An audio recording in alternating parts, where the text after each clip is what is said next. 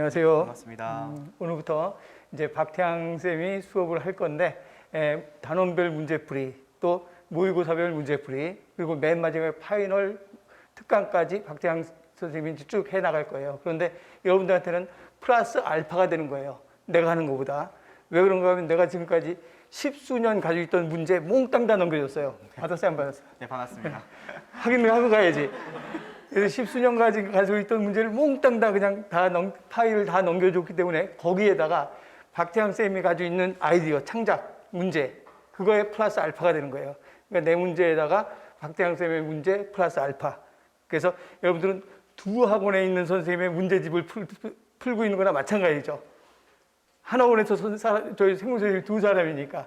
그래서 두 학원에 있는 생물쌤을 만나갖고 문제를 푸는 거나 마찬가지예요. 그래서 훨씬 플러스 알파일 것 같아서 결정을 이렇게 내린 거예요. 그래서 이제 앞으로는 박태영 쌤하고 같이 이제 열심히 해서 꼭 합격하기를 바라겠습니다. 다음에 또 봐요.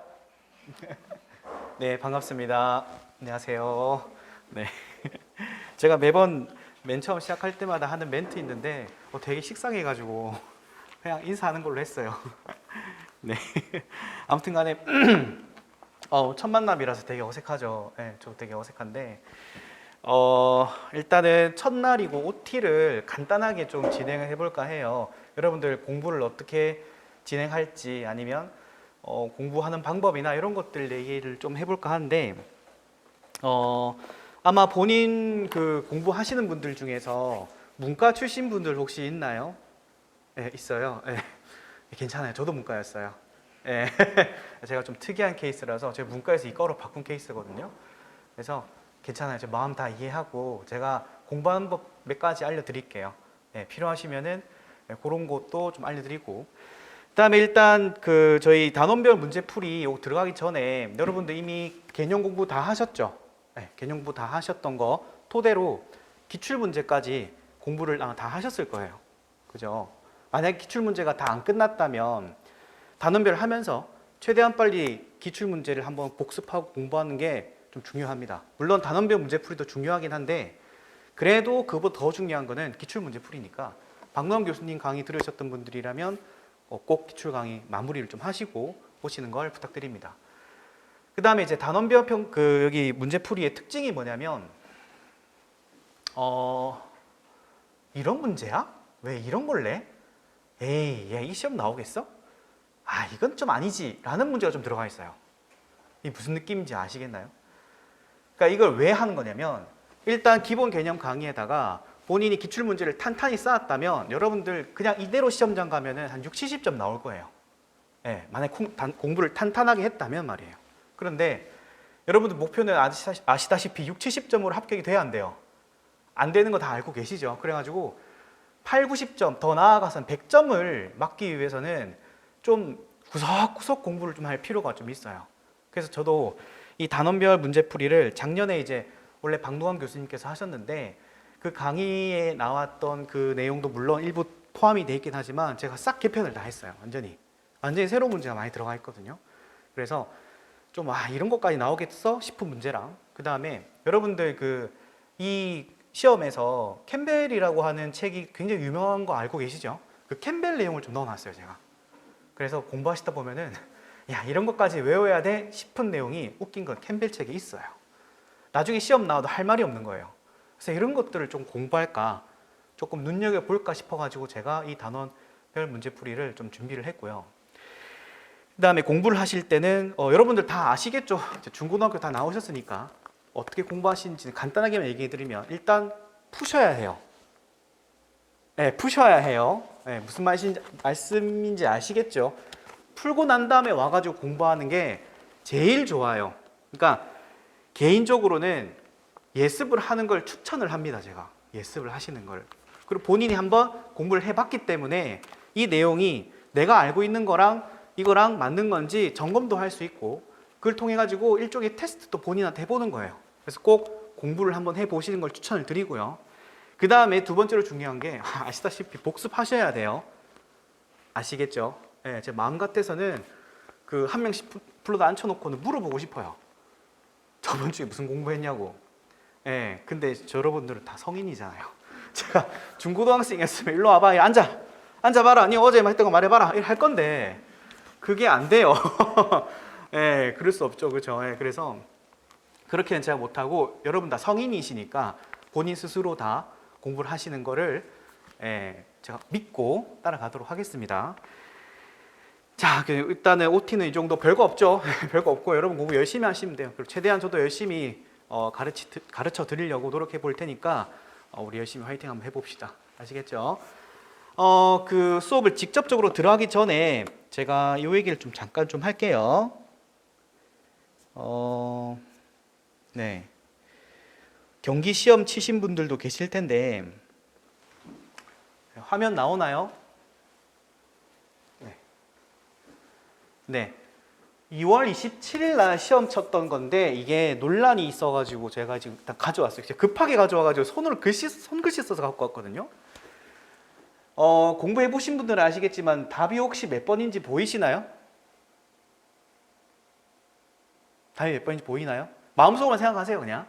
일단은 답이 3번하고 4번으로 중복 정답이 나왔어요. 예.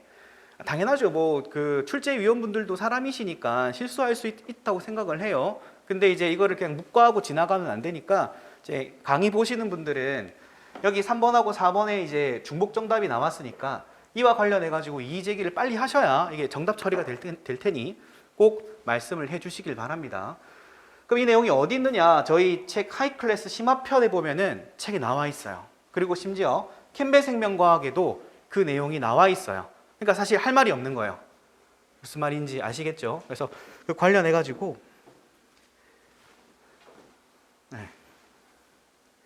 여기 보면은 좀 스캔을 해가지고 흐릿한데 1053페이지 캠벨 책에 보면은 그 내용이 나와 있어요. 척추 동물이 기본적으로 체저를 갖고 있는 동물이다라고 표현해놨고, 그 다음에 저희 하이클래스 책에도 마찬가지 체저과 관련돼 있는 설명을 이미 했었어요. 그래서 척추 동물도 될 수 있고 환영 동물도 될 수 있기 때문에 요 점은 꼭 기억하시기 바랍니다. 물론 여러분도 공부하고 시험 쳐셔야 되니까. 네. 여기까지 하고요. 자, 이제 본격적으로 내용을 나가 볼게요. 네. 자, 책 펴시고요. 페이지는 4페이지.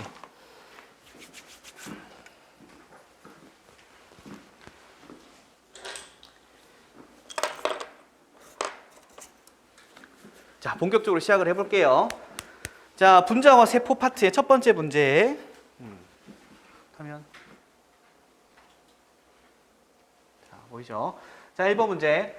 나트륨 원자의 전자수랑 칼륨 이온의 전자수, 요거 합을 물어봤네요. 여러분들, 우리 물론 여러분들이 화학 전공이 아니기 때문에 화학에 있는 모든 걸 다 배울 수는 없어요. 하지만 생명과학에서 정말로 중요하다고 생각되는 무기염류, 물질들, 이온들 다 기억나시죠? 그 중에서 우리 신경계 파트에서 중요하게 다루었던 두 가지 물질 뭐였죠? 나트륨하고 칼륨 정도는 기억하셔야 돼요. 그래서 제가 이 문제를 만들었거든요. 일단 나트륨은 이 친구가 번호가 몇 번이죠? 네, 11번. 이거 다 알고 계시니까. 이건 이제 옥텟 규칙에 의해 가지고 안쪽 껍질에 2개, 8개, 그 다음에 이렇게 하나가 있는 형태죠. 괜찮죠? 지금 제가 쓴 거는 전자수 쓴 거예요. 그 다음에 칼륨, 이건 지금 제가 나트륨 원자를 쓴 거고, 그 다음에 칼륨을 쓰라. 그러면 칼륨은 어떻게 되죠? 이 친구 똑같은 곳에 있죠. 그래서 얘가 전자 껍질이 맨 마지막 쪽에 이렇게 하나 있는 거죠. 그런데 문제에서 뭐라 돼 있어요? 그렇죠. 이 친구는 원자를 물어봤고 이 친구는 이온을 물어봤으니까 이건 어떻게 돼요? 날아가죠. 그래서 어떻게 돼요? K 플러스가 되니까 이 친구들만 의미하는 거구나. 그래서 총합은 나트륨 원자 총합은 11, 요게 총합은 이렇게 되겠죠. 총합은 얼마예요? 정답은 1번. 이렇게. 뭐 1번 문제 가볍죠? 이렇게 하시면 됩니다. 네. 지워도 될까요? 천천히 할게요. 그래서 여러분들이 이미 한번 다 공부하셨다는 가정하에 제가 들어가는 거기 때문에 만약에 수업을 진행하다가 저거 나 모르는데 왜 이렇게 빨리 지나가? 라고 하면 눈빛이라도 주세요. 아니면 옆에 침을 뱉어도 괜찮아요. 그렇게 표시를 좀 해주시라는 거예요. 그 제가 만약에 보고 눈치가 안 좋다, 요건 좀 설명 한번 해야 되겠다 싶은 거는 제가 처음부터 다시 설명 다 하고 갈게요. 무슨 말인지 아시겠죠? 오케이.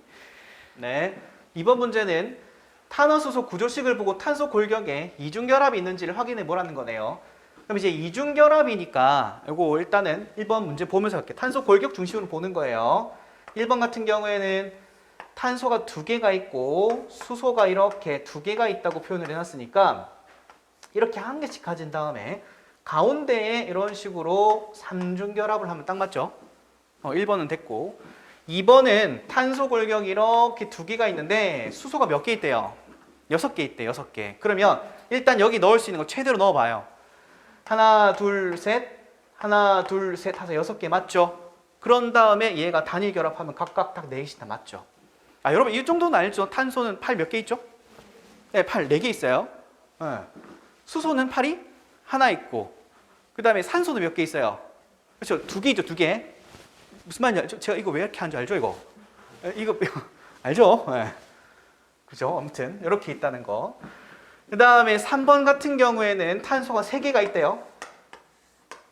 그죠? 이렇게 있는데 얘가 지금 수소가 4개가 있대. 4개가 있으면 가능한 경우가 일단은 이렇게 주고 이렇게 주면은 이렇게 해서 한 개씩 가지면 성립해야 하네요. 성립 안 하는 거 보이죠? 왜? 가운데 탄소는 팔 4개로 성립이 되는데 양쪽에 있는 탄소 성립을 안 하죠. 오케이.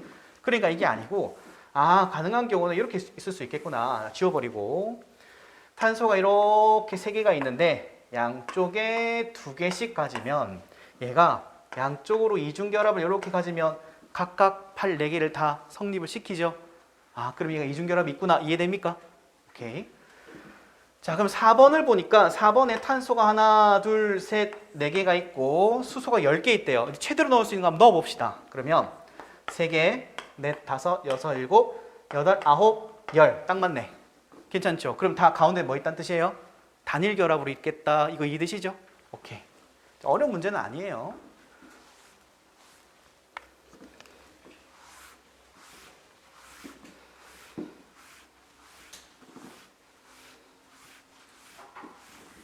자, 그 다음에 3번.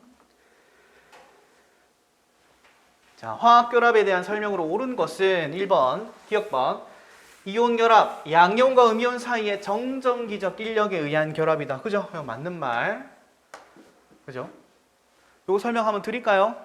결합. 네, 오케이. 두 번째, 공유결합. 동일한 원자 사이의 결합은 극성 공유결합을 형성한다. 맞아요? 아니죠? 요거는 무극성 분자를 만들죠. 그 다음에 디귿. 수소결합은 수소와 전기 음성도가 큰 물질 사이의 분자 간 결합을 의미한다. 전기 음성도가 센 친구 3명. 뭐 누구 있죠? 그렇죠. F, O, N. 그렇죠. 기억을 좀 해주세요. 됐고. 그 다음에 반데르발스 인력. 극성 공유 결합을 형성하는 분자 사이의 인력을 형성한다. 이거 맞고. 이거 맞아요, 틀려요? 왜 틀렸죠? 그렇죠. 극성 공유 결합이 아니죠. 무극성 공유 결합된 친구들끼리 분자 사이의 인력을 의미하는 거죠. 반데르발스가 왜 그런지 아시나요? 혹시 원리는 아세요? 원리 넘어갑니다. 그러면 오케이. 네. 자, 이렇게 하고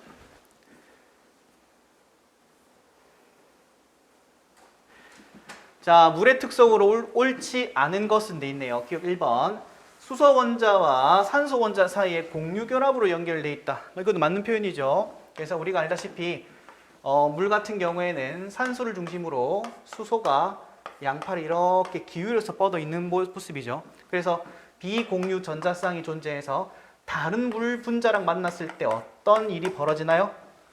그렇죠. 수소 결합을 이렇게 형성을 하더라. 괜찮죠? 오케이. 자, 2번 수소 원자의 전기 음성도가 커서 극성 분자의 특성을 나타낸다. 맞아요? 뭐라고 바꿔줘야 돼요? 그렇죠. 수소 원자가 전기 음성도가 큰 건 아니죠. 산소가 큰 거죠. 됐고, 틀렸고. 3번 물 분자 간 수소 결합이 많아 비열과 기하열이 크다. 이 표현 이해되나요? 수소 결합이 많다는 얘기는 다른 말로 풀이하면 어떤 의미가 돼요? 끓는 점이 높다라는 뜻이죠. 그러면 끓는 점이 높다는 얘기는 그만큼 수소 결합을 끊어내기가 어렵다. 에너지를 많이 넣어야 되는 이 말과 똑같죠. 그래서 이제 일단 이 친구가 비열과 기혈이 크다니까 다른 말로 또 표현하면 생명체 입장에서 또 뭐가 좋아요? 그렇죠. 체온 유지에 좋다 이 말 이해돼요? 왜?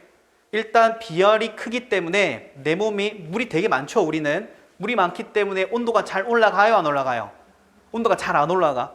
온도가 올라간다 한들 우리는 땀을 흘리면서 날아가죠. 기화되잖아. 기화될 때 피부나 내 몸 표면에 있던 열을 뭐예요? 빼앗아 가면서 날아가니까. 이해됐죠? 오케이. 다음에 4번 응집력과 흡착력으로 뿌리에서 줄기 위로 물을 수송할 수 있게끔 해준다. 요 이해돼요? 네, 그죠? 뿌리에서 물을 끌어올려서 잎까지 올릴 수 있도록 해주는 거죠. 괜찮죠? 오케이. 자, 그래서 되게 잘하시네. 제가 뭐 필기 많이 해드리려고 좀 준비 많이 해왔는데 안 해도 될 것 같아요. 필요하면 얘기해요. 네. 자, 봐봐. 다음 두 물질 간의 관계를 가장 정확하게 표현한 것은이라고 되어 있는 두 가지 물질이 있는데 여러분 이 물질을 뭐 굳이 알 필요는 없지만 일단 구조적으로 한번 볼게요. 이 친구가 카르보닐기 보이나요?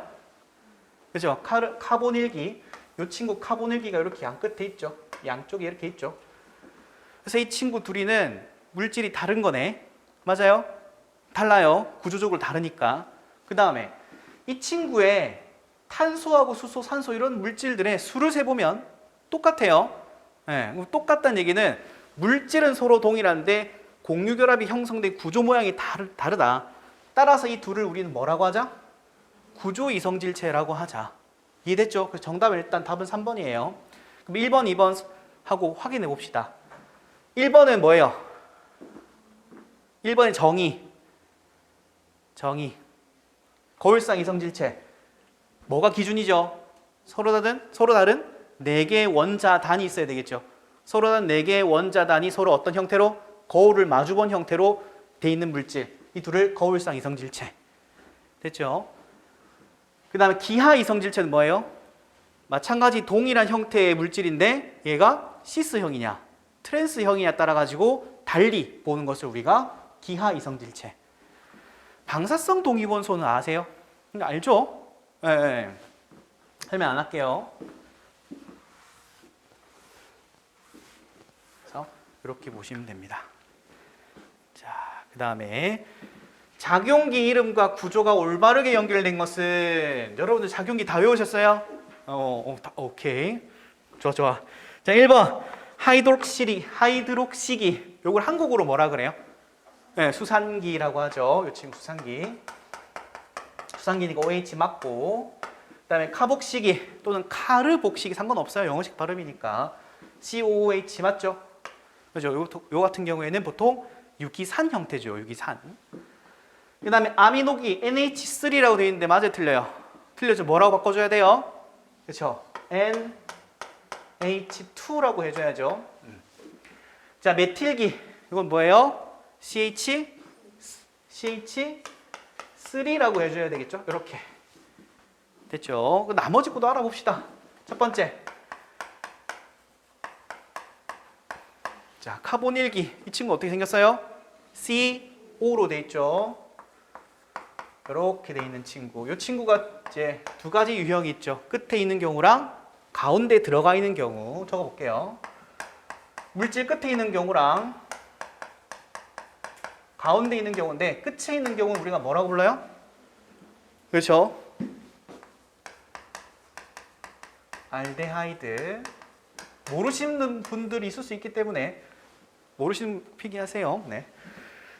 가운데 있는 경우는 뭐라 그래요? 알죠? 케톤이라고 부르죠. 케톤. 그래서 알데하이드를 갖는 당을 뭐라 그래요? 알도스라고 부르고 케톤을 갖고 있는 당을 케토스라고 불러요. 그러니까 당 성분은 다 뭐라 붙이면 돼요? 무슨 오스라고 붙이면 다 돼요. 괜찮죠? 이렇게 외워주시는 게 좋아요. 이게 어디에 있냐에 따라서 이름 달리 부르니까. 그죠? 자, 그 다음에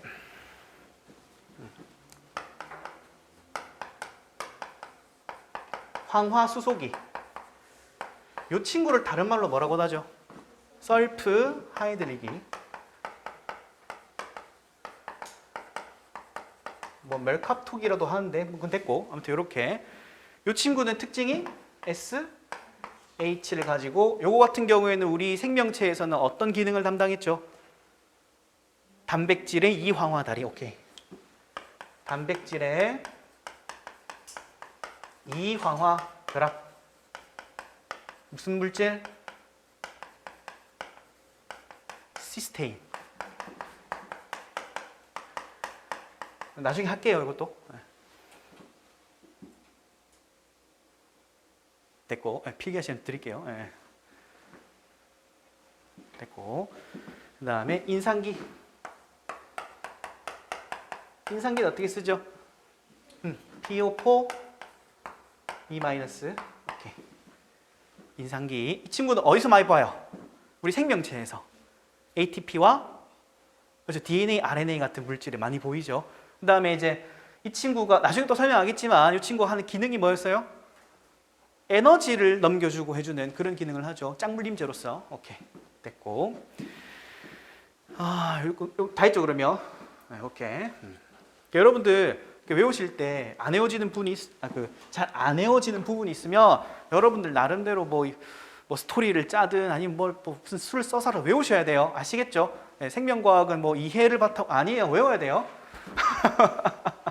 여러분 하지만 열심히 앉아고 공부하시면 여러분들이 끝까지 알아갈 거예요. 그만할게요. 안 통하네. 예. 끝까지 알아갈게. 이렇게 배우면 돼요. 끝까지 알아갈게. 끝까지 알아갈게. 제가 아까 저도 문과 출신이거든요. 그러다 보니까 처음 생명과학 공부할 때 진짜 힘들었어요. 무슨 말인지 하나도 모르겠고 그냥 앉아가지고 그냥 외웠어요. 그냥 그 당시에는 뭣도 모르고 외울 때 이게 나중에 되게 효과가 좋아요. 하다 보면은 나중에 웃음 피식피식 하면서도 기억이 나요. 그래서 여러분 일단 목적이 뭐예요? 시험 합격이잖아. 시험 합격하고도 또 이거 할 거예요? 에이, 하지 마. 미쳤어. 왜? 시험 합격, 합격생이 저한테 저 시험 합격하고도 저 생물 공부 하지 마세요. 이러면서 인생에 하등 도움 안 됩니다. 네. 여러분, 딱 한 번 도움 돼요. 시험 칠 때. 난 팩트만 얘기해요. 자, 넘어갈게요. 좀 지워도 되나요? 오케이.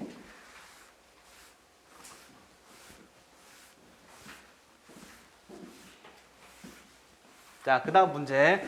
탄수화물에 대한 설명으로 옳은 것을 모두 고르면, 자, 여러분 가와 나의 그림만 보고도 이 물질이 무엇인지 혹시 알 수 있나요? 그림만 보고도? 여기 보면은 여기 1번 탄소에 있는 이 친구 위치를 보고 판단을 좀 해야 돼요. 이 친구가 일단 기본적으로 포도당인데 이 친구는 베타 포도당이고 이 친구는 알파 포도당이에요. 그러더라고요. 이걸 어떻게 배우냐고. 저는 이렇게 배웠어요. 요즘 그 활동하나요? 그 누구지? 이렇게 부르면 되게 뭐라 하던데 학생들이. 저 이제 다른 사람한테 물어보니까 익시드 아니라 그러던데. EXID라면서요. 예. 네. 그럼 이제 물어봤어요. 야, 그럼 이건 EXO냐? 이랬더니 이건 엑소래요. 이 걸그룹 알아요? 그 노래 중에 그 하나로 떴잖아. 네. 위, 아래, 위, 아래 이렇게 돼 있어요. OH만 봤을 때. 제가 이걸 춤을 춰봤거든요. 이렇게 하면서. 해봤는데 그 복근 운동 되게 잘 돼요. 진짜 농담 아니고. 너무 신기한 거 이거 어떻게 하는 거지 하면서 했거든요. 네, 위, 아래, 위, 아래 하면 복근 운동이 잘 된다. 이렇게 외웠어요. 배가 아프다. 이렇게 외웠어요. 그러니까 외우는 방법은 여러분 마음대로 하세요. 다만 저는 여러분들 그냥 일반적으로 그냥 쉽게 외울 수 있는 건 몇 가지 알려드리는 것 뿐이에요. 네. 이 걸그룹이 이거 나중에 모르면 어떡하지, 다른 사람들이? 자, 아무튼 됐죠? 다시. 이 친구는 베타 포도당, 이 친구는 알파 포도당이에요. 자, 한번 볼게요. 1번 기억번. 다이하이드록시 아세톤 리블로스 과당은 케톤당이다. 여러분 미안한데 이거 외워야 돼요. 외워야 돼요. 그러면 알데하이드당인 알도스당, 케토스당 각각 3탄당, 5탄당, 6탄당짜리 다 외우셨죠? 외우셨죠? 적습니다. 자, 못 외우신 분들이 있을 수 있으니까.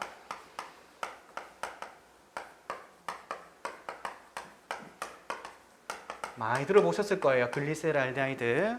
이거 뭐예요? 디하이드록시 아세톤이죠. 네. 네. 한글로 저기 한글로.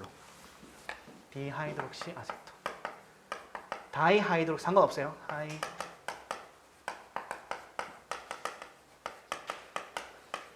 그 다음에 5탄당 리보스. 얘는 리블로스. 6탄당 포도당 갈락토스. 그 다음에 과당. 됐죠? 네, 이것도 외우셔야 돼요. 네, 안 할게요. 자, 기억번 맞죠? 그러면 자, 니은번. 자, 글리코젠은 가의 중합체다. 맞아요, 아니에요? 아니죠. 뭐라고 해야 돼요? 나의 중합체다라고 해야 되겠죠. 알파 1사 결합을 하고 있고, 그다음에 가지치기는 어떻게 해요? 알파 16 결합한다. 이거 외우고 계셔야 돼요. 자, 셀룰로스는 어떻게 돼 있어요? 베타 포도당 형태로 돼 있죠. 베타 포도당이 어떻게 돼 있어요? 판 형태로 돼 있어. 판 형태로. 이거 알으셔야 돼요. 얘가 제가 이걸 너무 자세히 그리면 유기화학이 돼 버려 가지고 자세히 설명을 안 하는데 이렇게 이해하셔야 돼요. 그러니까 포도당이 베타 포도당이 이렇게 앞면과 뒷면이 이렇게 있다고 치면은 얘가 이렇게 돼 있어요. 말 이해돼요? 그래서 판 형태로 쭉 돼요. 괜찮아요? 그럼 판 형태가 되면 뭐가 좋냐면 겹칠 수 있어요. 그럼 판을 여러 개 쫙 겹치면 어떻게 돼요? 딱딱해져요. 그래서 세포벽이 된 거예요. 이거 이해돼요? 네, 이해를 하셔야 돼요.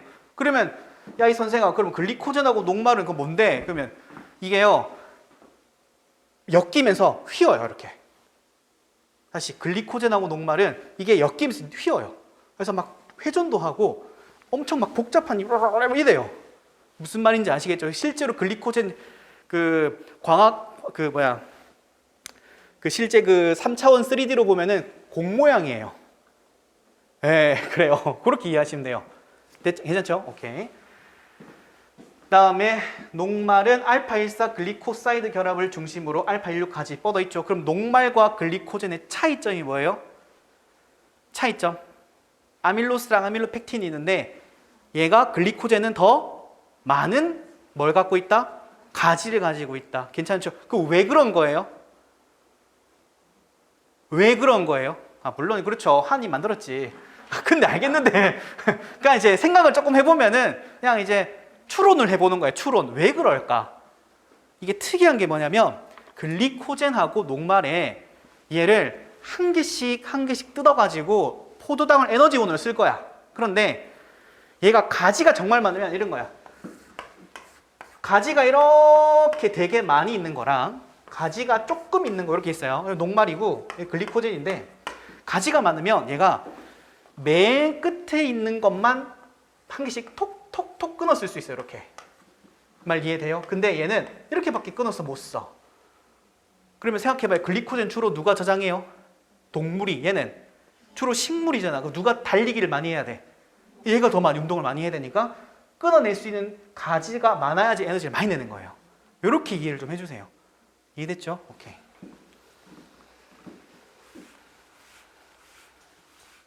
그죠? 생명과학이 이유가 없죠.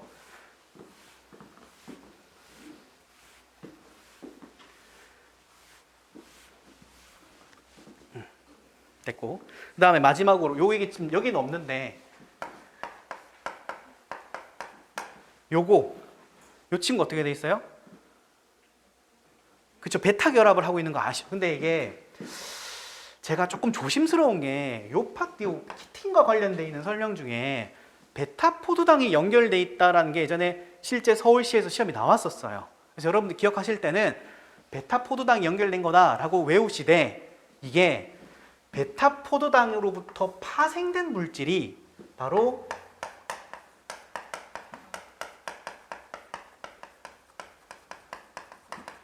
이거라는 것까지도 알아주세요. 무슨 말인지 아시겠죠? 네. N-아세틸콜. 이게 이름이 어떻게 지어졌냐면 포도당이 영어로 뭐죠?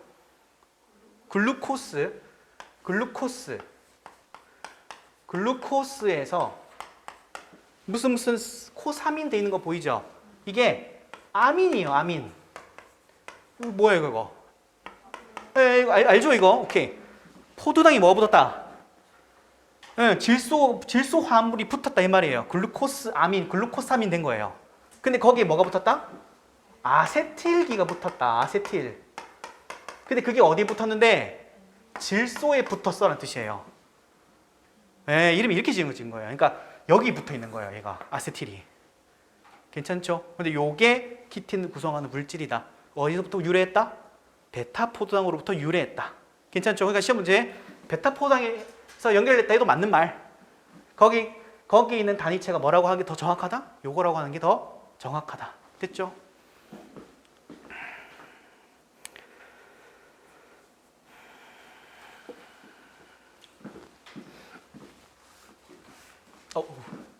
지워도 될까요? 네.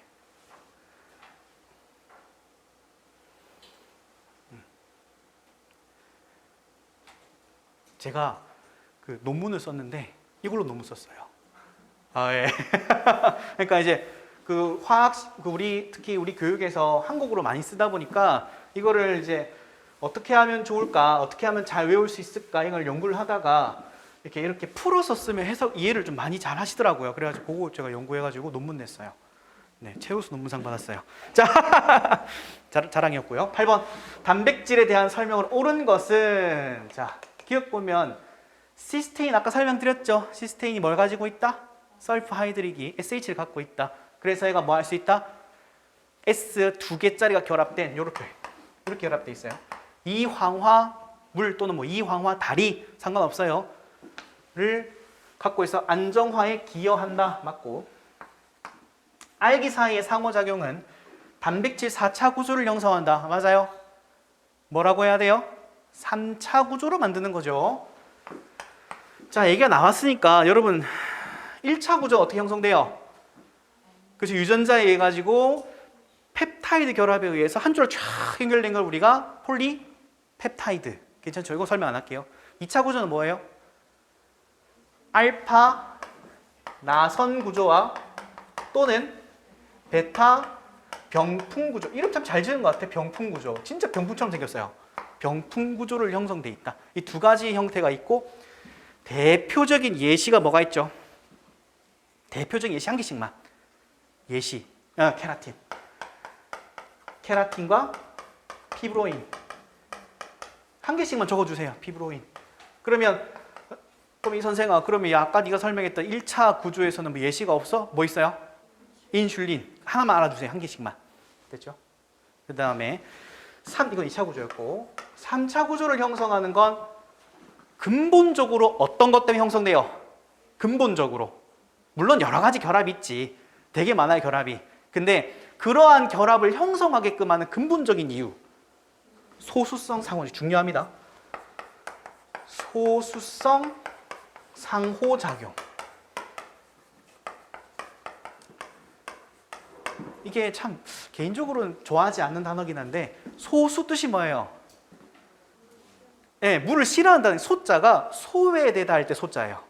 물로부터 뭐 한다? 왕따를 당한다는 뜻이에요. 그러면 물이 주변에 있으면 뭐 한다는 얘기예요? 그 물질이. 이게 멀어지려고 해요. 무슨 느낌인지 아시겠어요? 생각을 해봐. 상상을 해야 돼요. 아미노산이 막 있어. 그게 막 연결되는 폴리펩타이드가 있어. 근데 거기에 뭐가 다 달려있어요? 알기가 막 달려있는 거야, 이렇게. 근데 알기가 달려있는데 우리 생명체는 뭐가 제일 많다고요? 물이 제일 많아. 그러면 주변 다 뭐겠어요? 다 물인 거예요. 그럼 그 중에서 소수성, 물을 싫어하는 성질을 지니고 있는 알기가 되게 많아요. 그럼 뭐 하려고 했어요? 얘들이 안쪽으로 몰려들려고 그래요, 이렇게. 안쪽으로 이렇게 들어가려고 그래요. 그러니까 얘들이 다 안쪽으로 이렇게 막 들어가요. 그러니까 뭉치는 거야. 그러면 알기와 알기 사이에 서로 가까워지겠네요. 그럼 알기랑 알기가 서로 가까워지니까 이제 뭐 해요? 지들끼리 성격 맞는 것끼리 서로 짝짝꿍 하는 거예요. 무슨 말인지 이해가 돼요. 그러면서 막 수소가 있으면 수소 결합도 하고 이온이 있으면 이온 결합도 하고 그 분자 단위 크기가 크면 뭐예요? 분자랑 분자랑 만나니까 반데르발스 인력도 형성하고 그런 거 기타 등등을 하는 거예요. 그러니까 결국은 얘로부터 출발하는 거예요. 무슨 말인지 이해되시죠? 그래서 소수성 상호작용에 의해서 발생하는 4가지 결합. 지금 써보세요, 여러분들. 써봐. 아까 설명 다 했어요. 써봐요. 첫 번째, 여러분 쓰면서 들어요. 쓰면서 수소결합,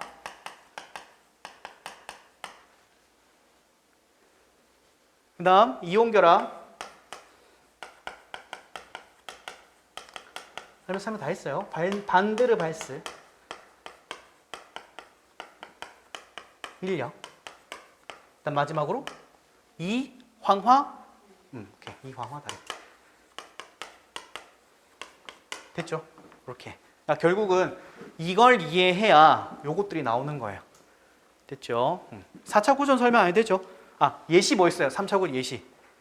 그래서 미오글로빈. 4차 구조 예시. 헤모글로빈. 그 정도까지만 할게요.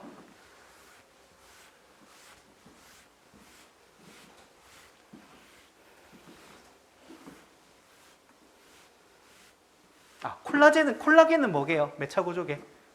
4차, 거기까지. 콜라겐이 한번 나왔어가지고. 자, 그 다음에 필수 아미노산. 뭐 있어요? 필수 아미노산. 우리 아미노산 다 외웠죠?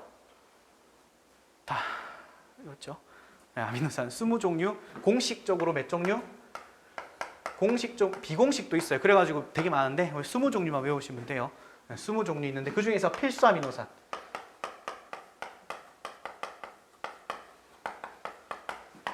지금 써봐요, 본인이. 필수 아미노산 쭉 써보세요. 이거 괜찮다.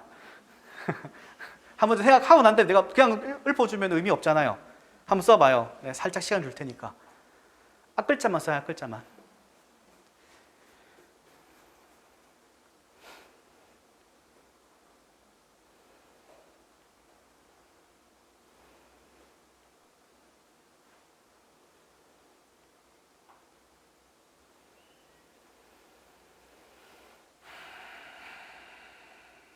자, 됐죠? 요거는 딴소리인데, 저는 공부를 할 때 이렇게 생각했어요. 물론 이제 사람들마다 생각하는 기준이 다르겠지만, 어떤 걸 하나 던졌어. 필수 아미노산 적어봐 했을 때, 이게 3초 안에 생각이 안 나면 그건 모르는 거예요.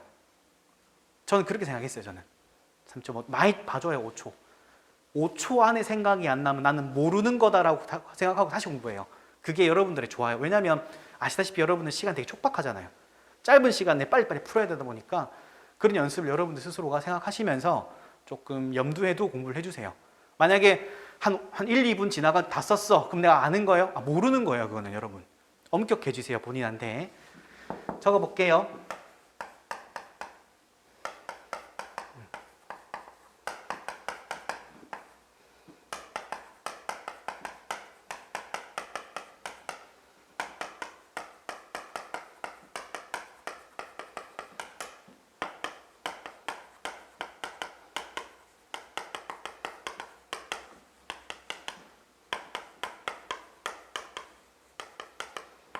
애기가 가지는 건 제외했어요. 됐나요? 맞죠? 네, 오케이. 이렇게까지 좀 기억을 해주세요. 저는 이렇게 배웠어요. 유라야, 너 앞에 발매트 있네. 이렇게 배웠어요. 그러니까 이렇게 외우세요. 본인 뭐 방법은 많으니까. 그러니까 저는 이렇게 되게 많아요. 네, 그래가지고 이거 되게 싫어하시는 분들은 얼른 수강 취소하세요. 자, 진짜 싫어하시는 분이 있었어요. 네, 이거 되게 싫어하시더라고요. 수업만 해주면 안 되냐고. 네, 어떻게 해요, 뭐 제 성격인 걸.